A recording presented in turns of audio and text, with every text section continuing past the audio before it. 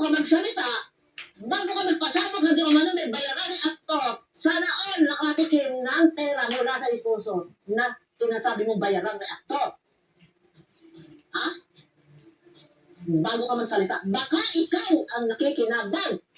Ha? Baka ikaw ang nagpapasasa. Ha? Walang naniniwala, hindi ko kailangan mag-explain. Viewers na lang ang magsasalita dahil ayaw ko sabihin ako'y loyal. Ayaw ko sabihin ako'y ganito, ganyan. Dahil baka naman sabihin, iniaangat ko yung aking sarili.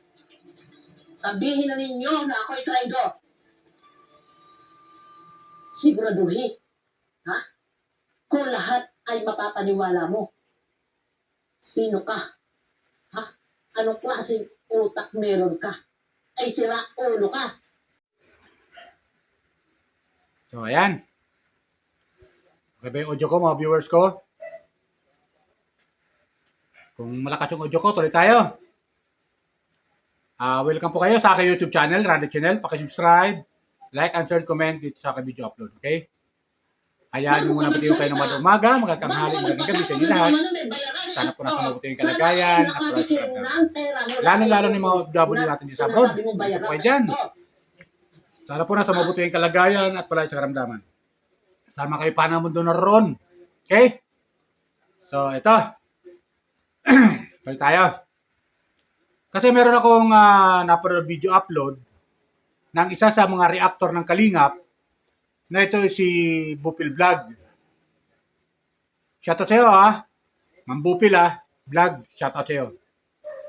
Kasi mga viewers ko, ito si Bupil Vlog talagang meron siyang content na merong isa sa Kalingap na masabi natin reactor o isa sa member ng Kalingap na tinutukoy niyang ex-convict, mga kapaw viewers.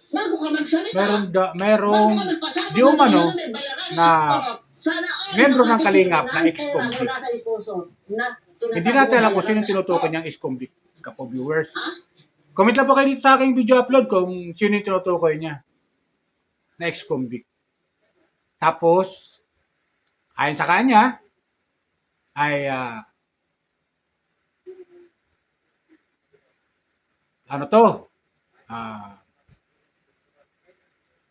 labas-pasok daw sa kulungan.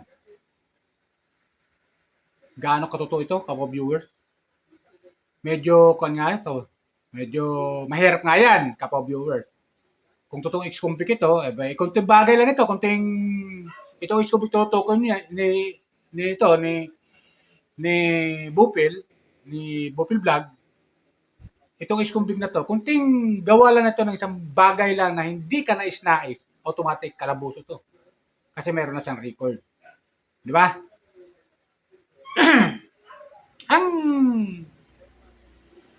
Para sa akin bilang isang viewers at taga-subaybay ng Kalingap,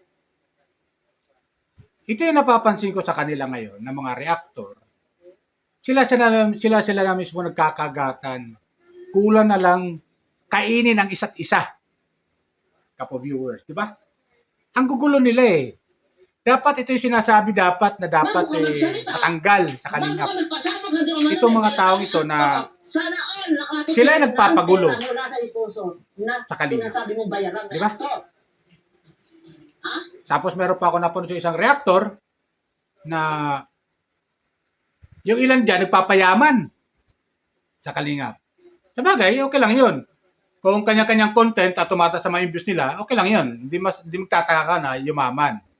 Kasi nakakuha yung content mo Marami nanonood sa content mo So di may iwasan yun, normal yun. Basta legal na pagpapayaman, hindi yung illegal na pagpapayaman. Normal yun. Ang mahirap lang, bago ka magsalita, bago ka magpasabog na di umano may bayaran ni aktor, sana all yumayaman ka, ang pera mula sa sponsor na sinasabi ay galing sa mga sponsor na ilan na tumutulong. Di ba? Pero wala tayong tinutukoy kung sino doon, di ba? Mga kapo viewers. So, ang sa akin lang dito, may tinutukoy kasi si Ma'am Bupil na ex-convict sa Kalingap. Na membro ng Kalingap ay ex-convict. Sino kaya to? Medyo nahiwagaan lang ako eh. Kasi isa nga tayong viewers at nakikinig tayo, nanonood tayo ng content ni Bupil kasi nga ito si Bupil talagang prangka. At siya yung parang nakapapansin ko sa kanya, bulgar siya sa mga nangyayari sa loob ng Kalingap. Di ba? Bulgar siya kung sino. Di ba? Ito pakinggan natin yung upload ni Bupil Vlog. Pakinggan natin kung sino tutukoy niyang ex-convict. Okay? Panoorin natin. Hindi ko rin napangalanan. Abangan ninyo, baka sumabog yun. Nakikisaw-saw, bago ka nakisaw-saw, tapusin mo muna. Ha? Kung ano ang ginawa ninyo doon sa tiny house. Ha? Hindi ako pwedeng magpasabog basta-basta. Ha? Dahil isinasaalang-alang ko pa rin ang inyong mga pangalan. Pero huwag ninyo akong i-provoke, huwag niyo akong i-trigger. Ha? Yun lang yun, ha? Sa mga tanong ito, marami siguro tuwang-tuwa, naghihintay ang mga wakwak ng Kalingap. Sino pa man dyan, mga waka ng inang si Rowene, si Federico, sila, Salcedo. Nag-aabang na ako'y magiging kasapi nila dahil ako'y di umano daw ay traitor. Excuse me. Ha? Ito kay ex-convict, maglabas ka ng sapat na ebidensya na ako ay traitor sa Kalingap. Bumasi ka sa isang comment, ha? Yung binabasa ni Ate Edna, ha? Naiintindihan mo ba? Ex-convict, kung ano yun? Wala ka doon sa pag-uusap. Ha?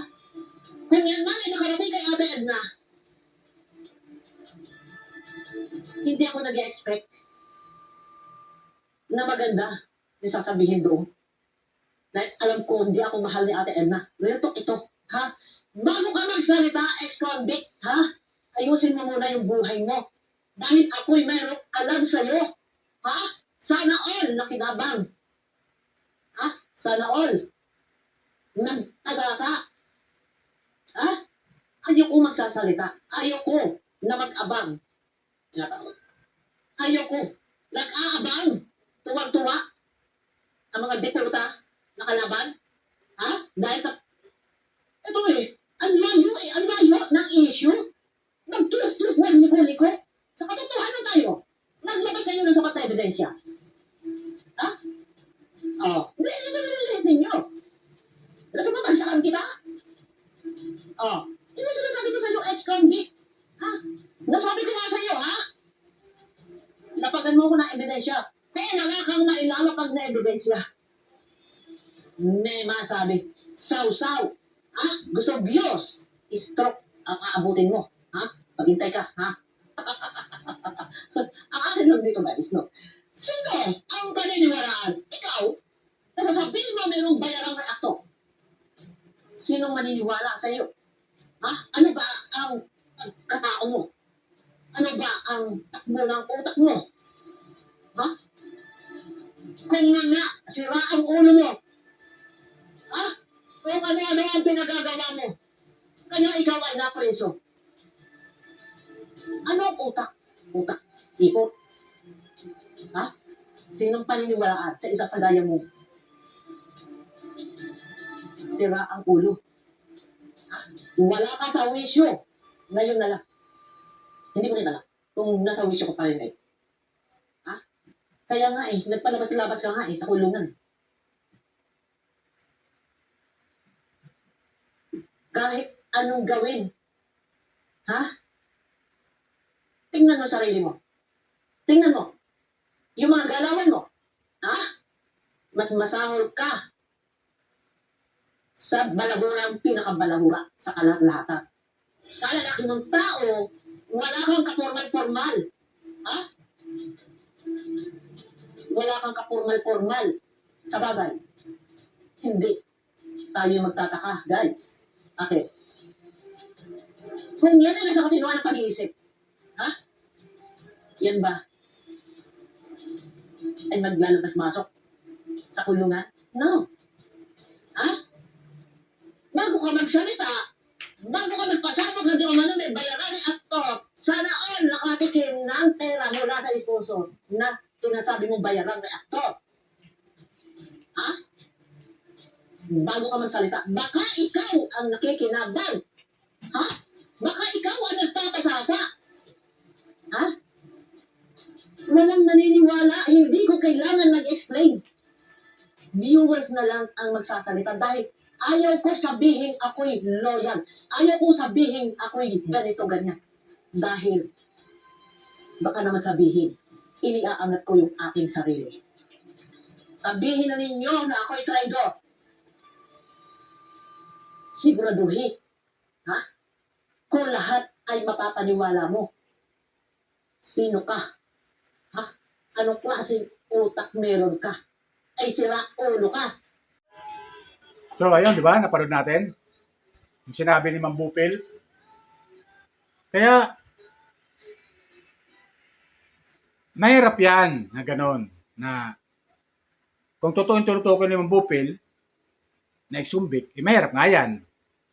Pero kung wala namang katotohanan, medyo pangit nga naman. Kasiraan to ng taong tinutukoy niya. Kung sino itong taong Bago ka magsalita, na ex-convict. bago ka magpasabog ng di umano may Siyempre, bayaran pagkatao.